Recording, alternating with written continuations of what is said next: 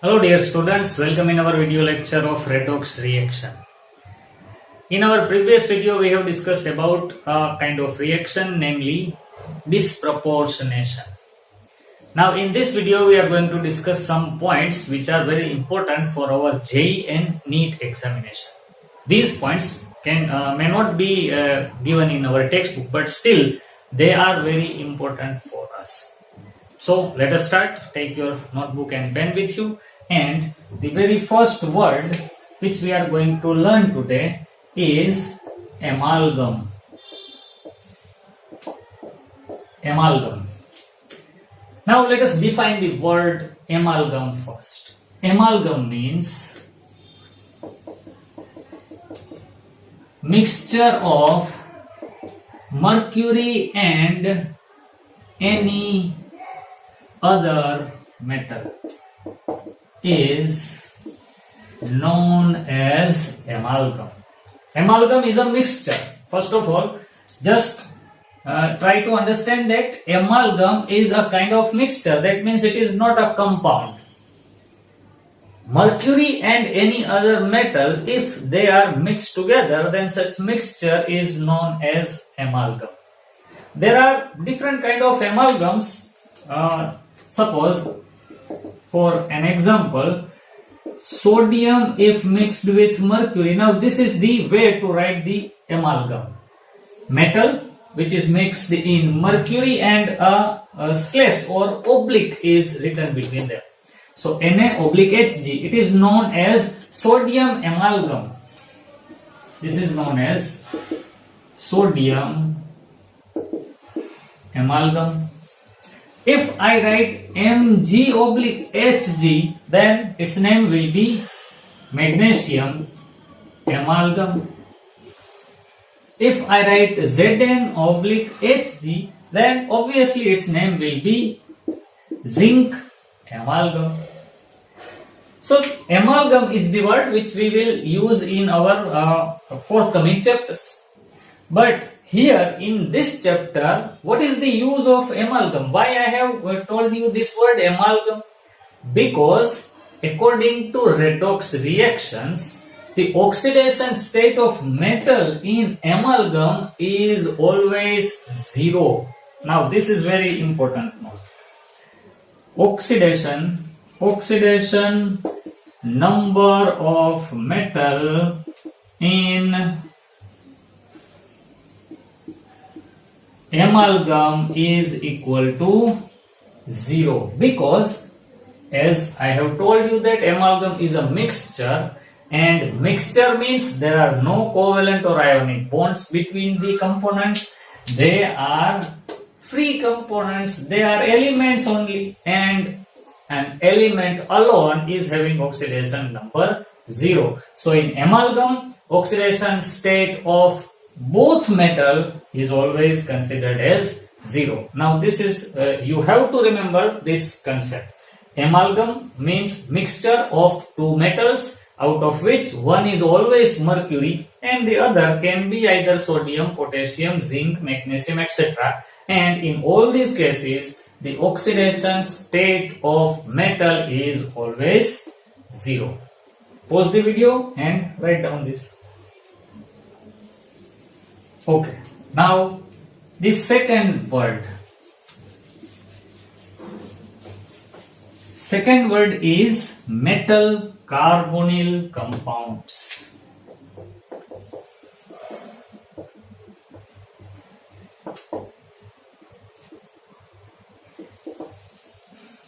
This is also a class of compound. First of all, let us define it.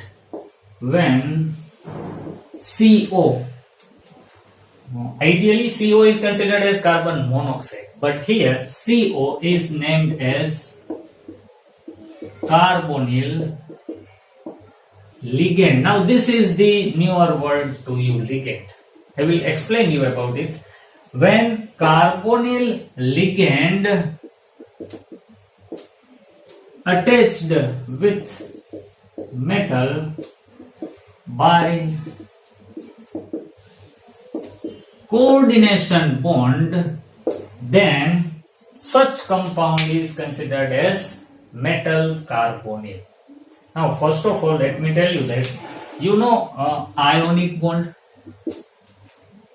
That means, first of all, when one element releases electron and becomes cation, and the other element accepts that electron and becomes anion, that means negatively charged species. When such positive and negative ions come closer to each other and if they form a compound, then such compound is known as ionic compound, and the attraction between them is considered as ionic bond. This is very familiar to you. The second kind of bond is covalent bond. Here, the sharing of electron between two elements is there. That means if hydrogen shares its electron with chlorine, then there will be a covalent bond between hydrogen and chlorine. One electron from hydrogen, one from chlorine. So there is a covalent bond between hydrogen and chlorine. This is covalency. But here I have written coordination bond. This is the newer or third kind of bond. Now what is this? So first of all, suppose we have an element A or a species A which is having a pair of electron, extra pair of electron. So it is able to donate this extra pair to some other species. Suppose we have another species B. So if A gives its pair of electron to B, and if they form a covalent bond between them, then such covalent bond is considered as coordination bond. Now, what is the difference between covalent and coordination? There is a major difference. As far as covalent bond is concerned, the bonding pair contains electron of both the elements, while in coordination bond, the bonding pair of electron is only of one element. This is suppose if I and you are going to be a partner in a business, then half of the money are invested by me and the rest half of the money will be invested by you. So it will be a 50-50 partnership. I also invested, you also invested. So it is a kind of covalent bond. But if I say that let us start a business and I will invest all the money, but still you are my partner. In such condition, all the money which are invested in our business are invested by me only, but still you are my partner. In that condition, the bonding between us is considered as coordination bond. That means the bonding pair of electron is donated by only one atom. Then such bond is a coordination bond. And the symbol to represent coordination bond is an arrow directing towards the element which is accepting electron. So from donor to acceptor, the direction of arrow will be like this. So here A is donating the pair of electron and B is accepting. So arrow is directed towards B. This is the method to represent coordination bond. So here when carbonyl, that means CO, and the species which donates the pair of electron in coordination bond is considered as ligand. Ligand means the species which is donating the pair of electron. Here in our business, if I am investing all the money and still you are my partner, in that condition I am considered as ligand because I am donating the pair of electron. So A is ligand. Here if carbonyl ligand attached with any metal, then such bond is considered as coordination bond and such compounds are considered as metal carbonyl compound. Now let us take some examples of metal carbonyls. First example, NiCO4. Now these kind of coordination compounds are written in angular bracket. This is the method to represent the coordination compound. This angular bracket represents that the metal and the ligand are having coordination bond. So this is the metal carbonyl compound. Now let us write the name of this compound. Just watch carefully. Name will be tetra carbonyl nickel, and into bracket I have written the oxidation state of nickel, that is 0. So name is tetra carbonyl nickel. Let us take one more example. FeCO5. It is also in angular bracket. So there is a coordination bond between metal and carbonyl. Here the name will be penta carbonyl iron, and also the oxidation state of iron is 0. One more example. Now you can give the name of this compound. It is hexa carbonyl chromium, and the oxidation state of chromium is also 0. So all I want to tell you is, in metal carbonyl, the oxidation number of metal is always equal to 0. In amalgam, the oxidation state of metal was 0.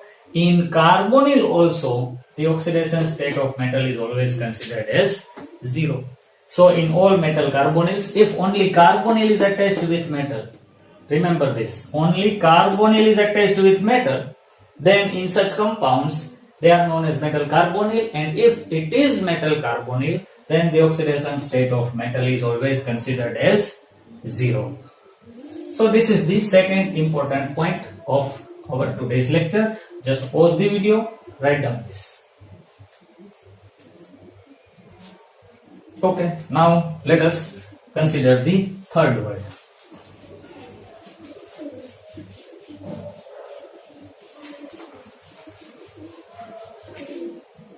The third is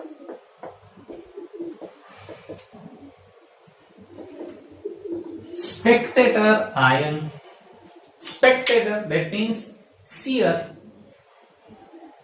If we watch the circus or any sports game, then the peoples which are situated in stadium, they are considered as spectator. They are not considered as audience.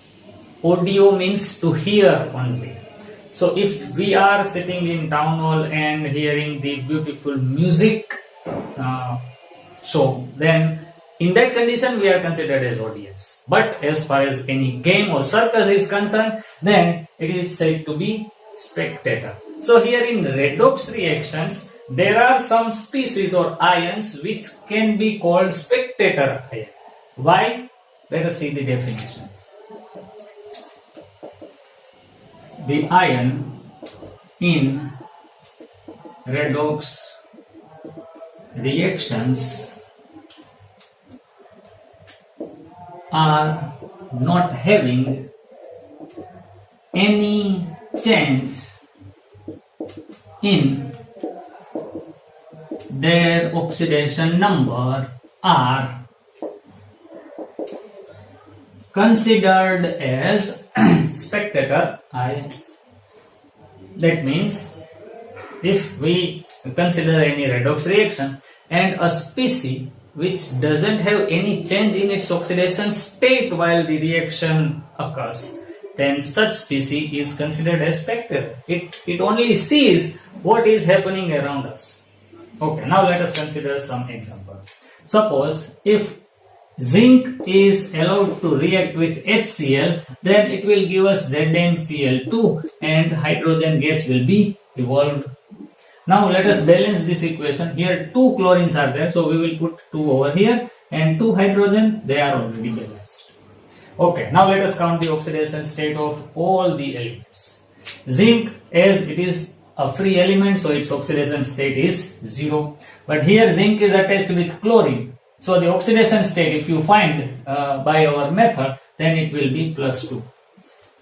So here there is a change in oxidation state of zinc. So it is obviously not considered as spectator ion. Zinc oxidation state increases, so zinc is oxidized. Now let us consider the oxidation state of chlorine. Here chlorine is having -1 oxidation state in HCl. We know very well that. And here chlorine is also in -1 oxidation state in ZnCl2. So there is no change in oxidation state of chlorine. Therefore, according to the definition, a species which doesn't have any change in its oxidation state, then such species is considered as spectator ion. So here in this reaction, chlorine is our spectator ion.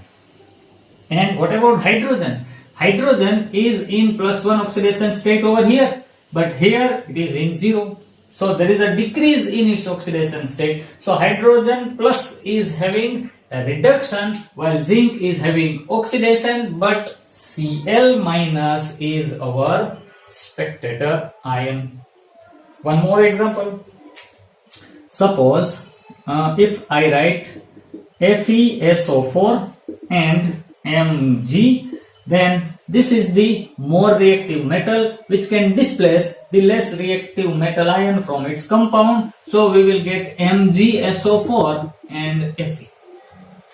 Now here the oxidation state of Fe is +2 because this SO4 whole is -2.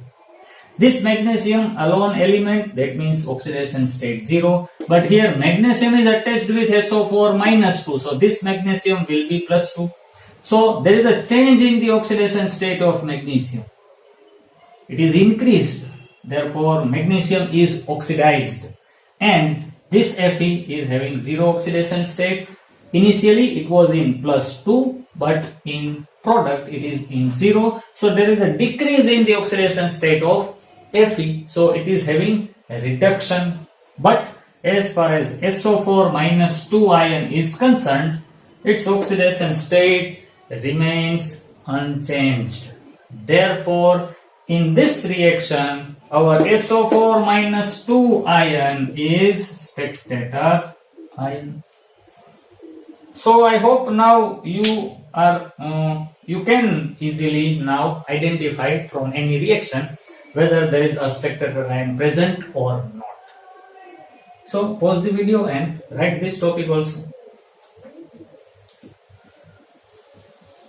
Okay, now 3 most important points which will be helpful to solve many MCQs as far as JEE and NEET examination or even GUJCAT examination is concerned. The first point: if central atom is in highest oxidation number in its compound, then such compound can act as strong, or I should write good, oxidizing agent. First of all, just try to understand this statement. If central atom is in highest oxidation number in its compound, then such compound can act as good oxidizing agent. Now, in our previous video, we have made a table which indicates that some elements are having this as highest and that as the lowest oxidation state. Now, you have to remember that values of maximum and minimum oxidation state for some elements. Suppose chlorine. What is the maximum oxidation state possible for chlorine?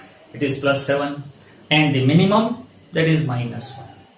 So according to this statement, if chlorine is as +7 in any compound, then such compound can act as a good oxidizing agent.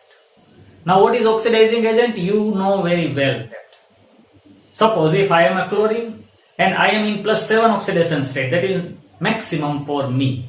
Now I am not able to be oxidized further. In that manner, I am ready to accept electron from the other species. And if I accept electron, then the species will be oxidized. In that manner, I am said to be an oxidizing agent.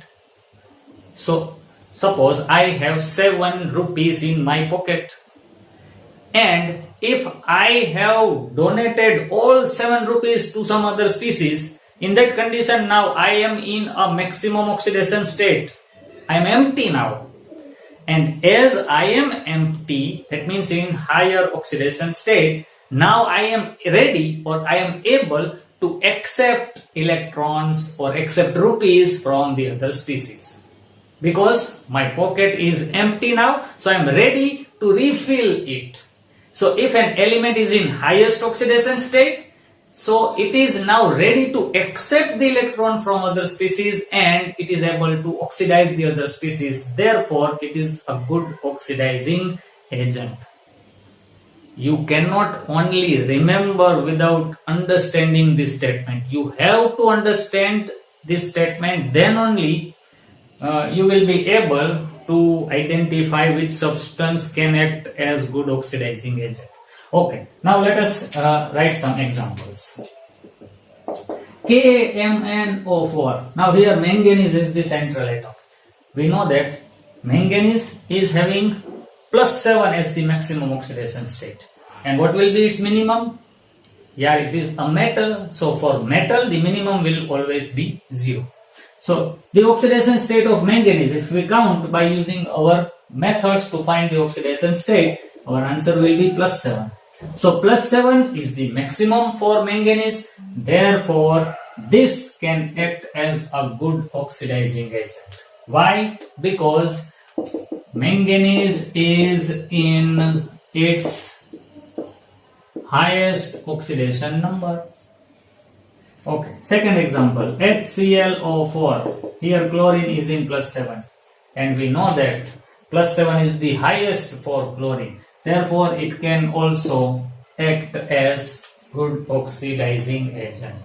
So all we have to do is we have to count the oxidation number and we have to identify whether the oxidation state of this atom is maximum or not.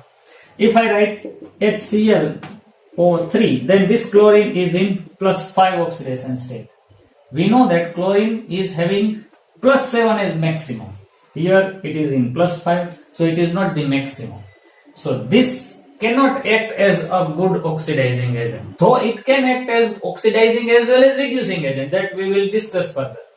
But it is not maximum. So there can be a doubt whether it can act as oxidizing agent or not. But if it is maximum, then definitely it will act as oxidizing agent. Okay, now let us consider one more example. HNO3, nitrogen is in +5 and +5 for nitrogen is maximum. So this can act as good oxidizing agent. And one more example. H2Cr2O7, here chromium is in +6 and +6 for chromium is also its highest oxidation state. As I told you that you have to remember which is maxima and minima for some elements. So if you do not have any idea, then watch our previous video. I have made a table in that video and indicated the maximum and minimum oxidation state for some elements. Okay, so if it is in maximum, then it can act as good oxidizing agent. So pause the video, write this point with some examples also.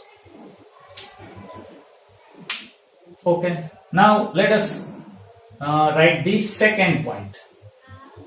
If central atom is in, now I am going to change the word, which is lowest oxidation state in compound, then such compound can act as good reducing agent. This is the only change I have done in this statement. If an element is in lowest oxidation state, so again you must have the knowledge about the lowest oxidation state of some elements. Let us consider some example. HCl, here chlorine is in -1 and we know that -1 is the lowest oxidation state of chlorine. So in such condition, this can act as a good reducing agent. Why? Because as chlorine is in lowest oxidation state, now it is able to donate its electrons easily. And if it donates its electron, then the other species will get reduced. So this can act as good reducing agent. Okay, one more example. Lowest oxidation state. And if we write the lowest oxidation state in case of this H2S, sulfur is in -2. That is the lowest oxidation state for sulfur, because the highest for sulfur is +6. So if sulfur is +6 in any its compound like sulfuric acid, then it can act as good oxidizing agent. But here it is in lowest, so it is a good reducing agent. Okay, one more example. Na, Mg, Ca, K, Li. These are the most reactive metals, and all reactive metals are good reducing agent because they are eager to donate their electron to other species. As they are highly reactive means they can easily donate their electron. They are keen to donate the electrons to other species. And as they donate their electron, the species can be reduced. So these are considered as good reducing agent. All highly reactive metals are always considered as good reducing agent. Okay, so this is it. Write the point and these examples. Okay, now third and last point. This is also very important to identify whether a compound can act as reducing or oxidizing agent. If an element is in intermediate oxidation number in its compound, then such compound can act as both oxidizing agent as well as reducing agent. Intermediate, not maximum, not minimum, it is intermediate. Then it can go to maximum by acting as reducing agent, and it can go to minimum by acting as oxidizing agent. So it is very simple. Let us take some examples. Suppose if I write HClO3, here chlorine is in +5. For chlorine, maximum is +7, minimum is -1. It is between them. So chlorine can act as oxidizing agent as well as reducing agent. So this can act as oxidizing as well as reducing. Both property can bear this compound. Okay, one more example. H2SO3, here sulfur is in +4. For sulfur, we know that maximum is +6, minimum is -2, +4 is the intermediate. So again, this can act as oxidizing as well as reducing agent. Okay, one more. HNO2. Nitrogen. Here nitrogen is in +3 oxidation state. For nitrogen, maximum is +5, minimum is -3. This is the intermediate. So it can act as oxidizing as well as reducing. And one more example. H2O2, that is hydrogen peroxide. Here oxygen is in -1 oxidation state. For oxygen, maximum is +2 and minimum is -2. Now this is the intermediate.